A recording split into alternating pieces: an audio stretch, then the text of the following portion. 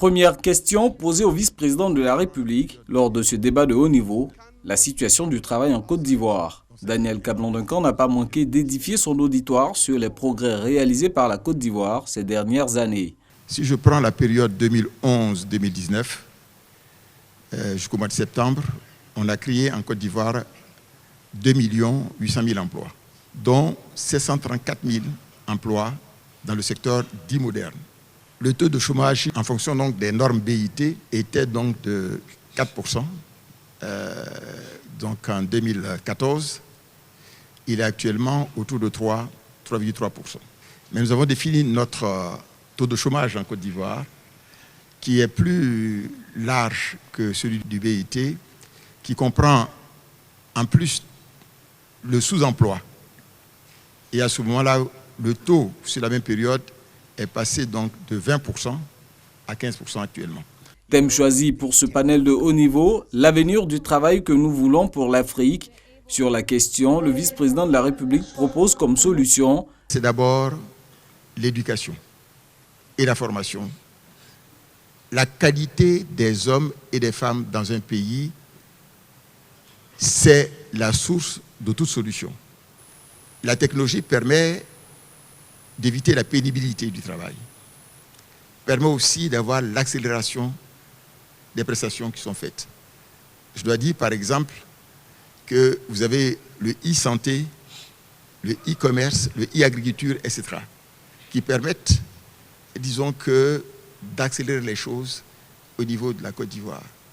Pour Guy Raider, directeur général de l'Organisation internationale du travail, il faut mettre l'accent sur la formalisation du secteur informel pour créer des emplois décents. Soulignons-le, seulement 20% des travailleurs africains bénéficient d'une protection sociale. Tous les intervenants à ce panel de haut niveau sont restés unanimes sur le fait d'accélérer les initiatives pour l'atteinte des objectifs de développement durable, ODD, en 2030.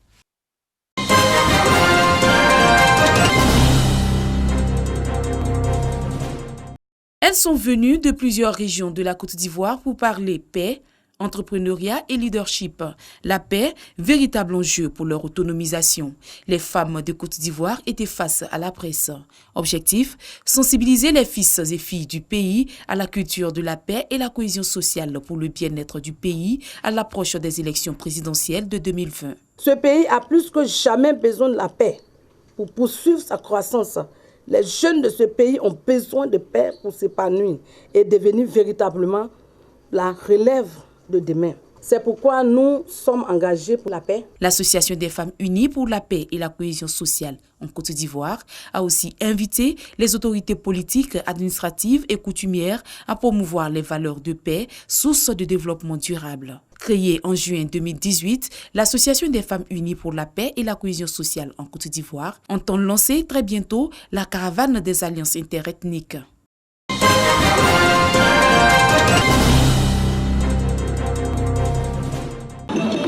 La Boudin, danse de réjouissance en pays Agni, pour marquer la conférence de lancement du festival du Sud Komoé, Agni-Itié 2019. L'initiateur, le ministre de la Santé et de l'Hygiène publique, par ailleurs, président du conseil régional du Sud Komoé.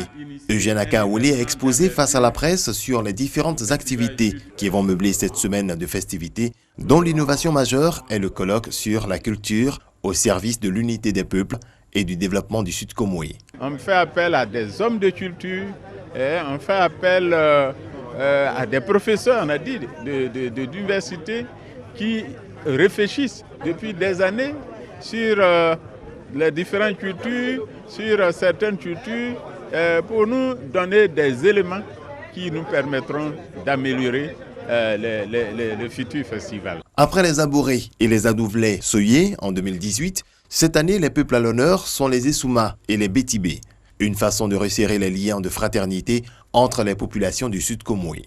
Nous sommes ici dans une région où nous avons à peu près 8 royaumes aujourd'hui.